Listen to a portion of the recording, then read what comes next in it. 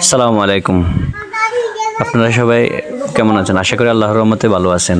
আপনারা জানেন এবারই কোরবানি আলহামদুলিল্লাহ আমি অনেকগুলা গরু রেডি করেছি বিক্রি করার জন্য আমার খামারের।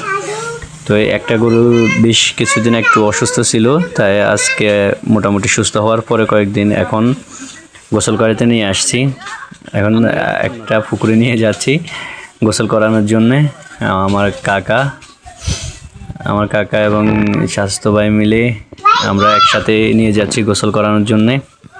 যেহেতু পুকুরটা একেবারে খাড়া, তাই আমরা একটা ফাঁস খুঁজে নিচ্ছি যাতে গরুটা সহজভাবে নামানো যায়। এইখান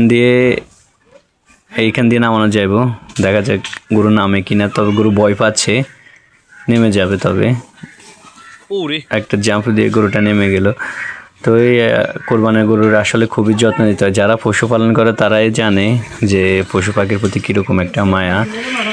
কোরবানির জন্য গরুটাকে ভালো করে গোসল করিয়ে, যাতে করে গরুটা এই কয়েকদিন যে ওষুধগুলা খেয়েছে বা অসুস্থ ছিল, যে একটা দখল গেছে তার উপর দিয়ে গরুটা স্বস্তি ফিরে পায়।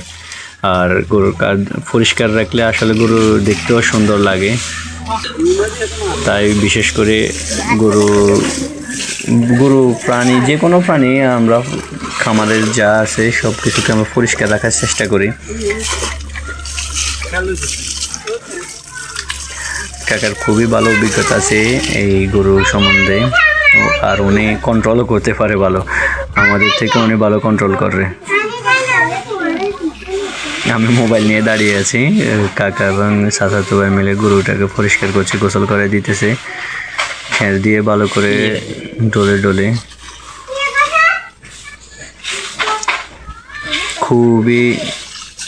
এই গরুটা খুবই ভালো এবং স্বাস্থ্যবান।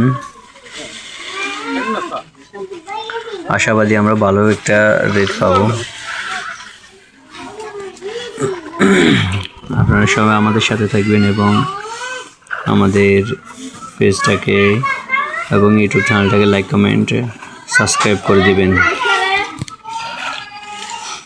তো ধন্যবাদ সবাইকে আমাদের সাথে থাকার জন্যে।